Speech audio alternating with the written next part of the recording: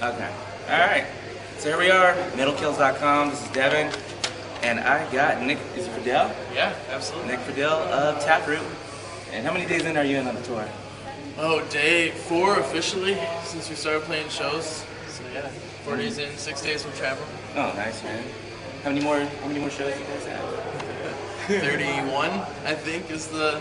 I think 31 as of today. Probably tack a couple more on. Shows, man. That's a lot of shows, dude. Yeah. Well, we're just starting. You know, it's about a month and a half with the spread out. You know, what days off. So that's cool, man. It's all good. Enjoying yourself so far? Oh, yeah, absolutely. Good. So for the recording of Plead the Fifth, Yeah. how long were you guys in the studio? Ooh, not very long. Probably from start to finish, it was about a 4-month process. From you're doing the record to delivering the record. It's pretty quick turnaround, man. Really quick, yeah, it was pretty quick. Especially for a band like Taproot. I haven't been around for the other records, but I know enough that you know they took a lot longer for the other records to sort of end up out. And you know, today's world, you can't really do that anymore. So no, you're right. You know, we sort of had to just come up and here's my record. There you go. And you know, we actually think it helped us in a lot of ways. You know, you can't overthink anything when you're on that kind of timeline. And yeah, you're in work mode. yeah. I mean, you basically get it out there, and then it's like, okay, now that's what we did, and then sort of figure out how you're gonna play it live every day. You know, that's cool stuff. I mean, how would you compare, the Plead the Fifth album to maybe some of the other albums that Taproot's done in the past? I mean, obviously the recording process was a lot faster this time. The process was faster. However, it was with the same producer that Our Long Road Home was done with Tim Padlin.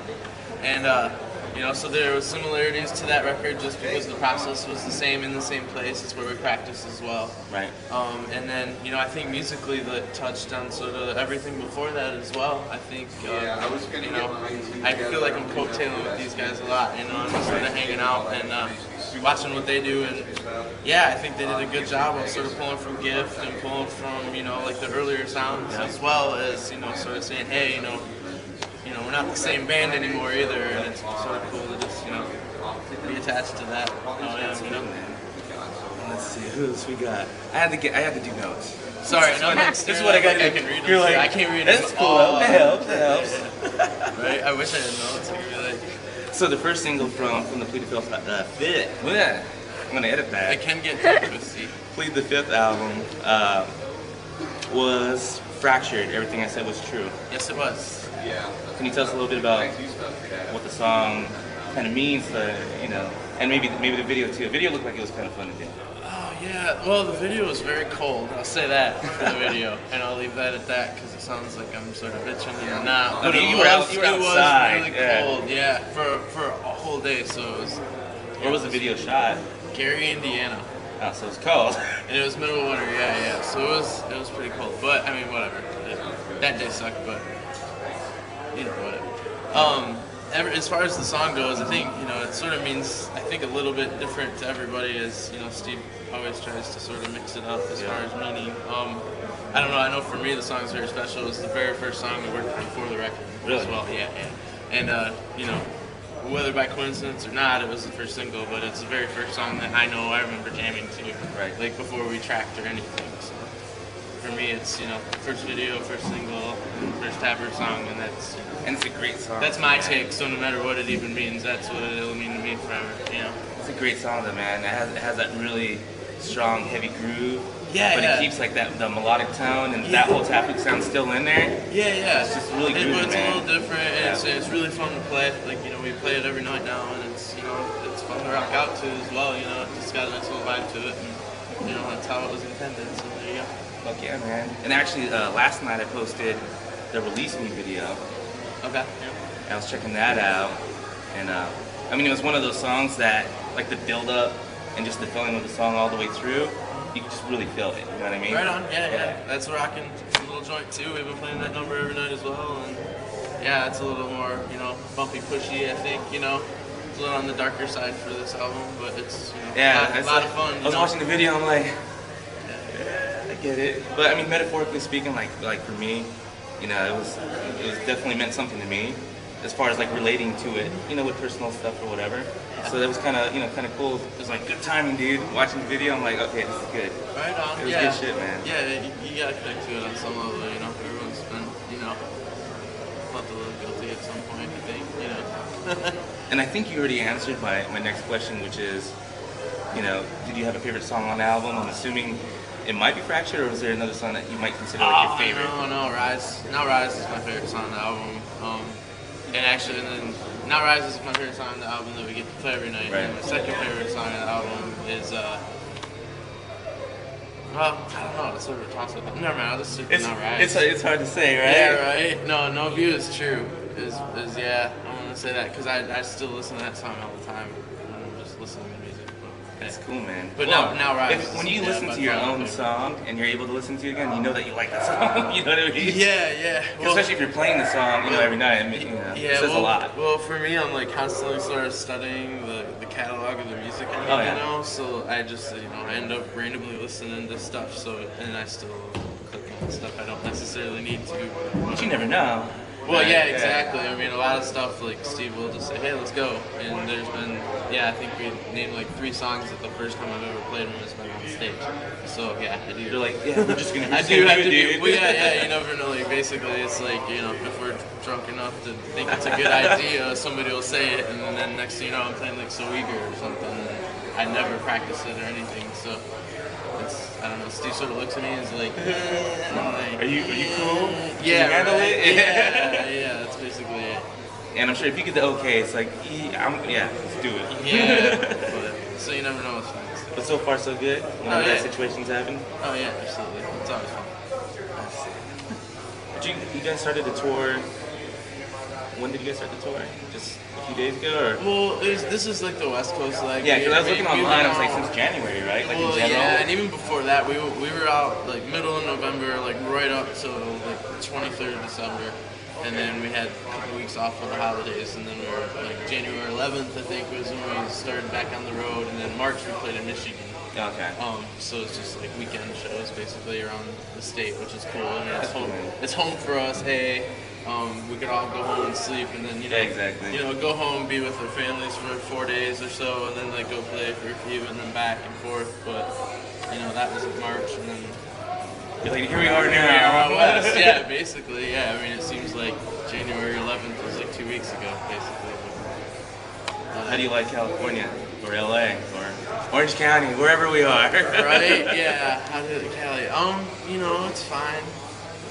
You're like, it's cool. It's okay. Yeah, I mean, I don't know. It's very chill, which I appreciate. I mean, we always joke, like some of our crews from here. Yeah. We always joke about, you know, which coast is the best, because everyone from California is very proud of it. Very proud of it. So on that level, I look the mess, but I mean, it's fine. To each his own, or whatever on that one, man. It's hella cool. You know what? East Coast is cool. I like going to New York. I like going to Midwest. I live here, so I don't really have a choice of that, so whatever, right? Well, yeah, I mean, I think everyone gets caught up in where they're from a little bit too much, because it's like, I feel like everything's like the same, just the climate's a little bit different. And even that seems to be changing, because, I mean, the winter we had this winter, holy shit. It's fucking cold, right? Right, and it was sort of weird everywhere this winter, I feel. Well, it was cool. For California, it was cold, because it was like snowing in Burbank. Yeah, in North Hollywood. Weird stuff sort of happened like everywhere this year. Like, I mean, even I actually live in Chicago now. Oh, nice. And there was, like, I mean, like a legitimate Snowmageddon there, you know, and I happened to miss out on it, but, like, my wife was sending me pictures of it and stuff, and it was crazy, you know, even for Chicago, you know, and that was just, you know, everything seems to be getting a little bit weirder, which is fun. That's probably not in your question, is it? No, I'm adding it right now, so we just add it. It's all good. Or edit it, that's fine. No, there's no editing, man. This is raw, you know? I bet. This isn't like VH1 where they like, you need to cut to the next thing. Sometimes they clip it, you never know. Anyway, you know, you can curse. It's pretty much, well, no, it's all good, uncensored. Well, no, I don't curse either. Ever. I'm joking. That's fucking cool. So let's see. I mean, out of all the venues that you played at, you know, from the East Coast tour and now to the West Coast tour, either venue or city, I mean, what would you say? What was your best show so far? I mean, maybe I'll ask you the question again after this show. Right. Well, yeah, that's fair to say. Yeah. How can I don't want to eliminate tonight by any means. Yeah. I don't know. I mean, every night's sort of different, so it's always cool. You know what I mean? We've had a really good run of shows, so I really would have a hard time narrowing it down. And you know, it's even been cool. Like even, you know, the cooler nights. I mean, for me is when we like fill a place on a Tuesday. Like those are the nights. You know what I mean? Then we know like okay, you know what we're doing is working. You know, because we've been on the road for a long time, and you know, just like the sort of.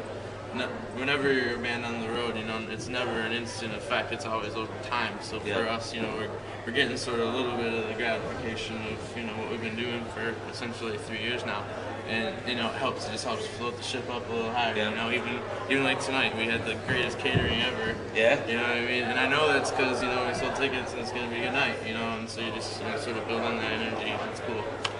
That's good, man. I think tonight's gonna be a good show. Yeah. I can feel it. Well, every show's a good show. Right. Oh yeah, I'm gonna have a good show. Today was new drumhead day. And, oh really? Oh yeah. So my drumheads are new. So you're like, dude, it's clean, it's fresh. Yeah, I'm having a good night. I'm having a good night no matter what the hell happens. I don't even care because they sound great and that's all that matters to me. So I mean, what else is in the horizon for Taproot? Anything else that you can share with us that will be coming up? You know, to be quite honest, like we're deciding right now. Like we sort of took the month, like I just said in March, like a little bit off.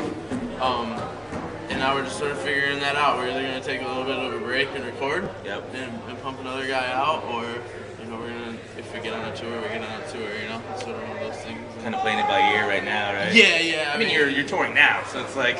Yeah, we're gonna be right now. We know we've got dates out through like the middle of June right now. So like, you know, that's a little bit down, you know. And you're getting into the real. You know, and obviously we know, you know, very soon we have to figure out what we're doing next. But you know, we don't have to. We just you know been talking about the last couple of days. You know, that we're all together now. Right.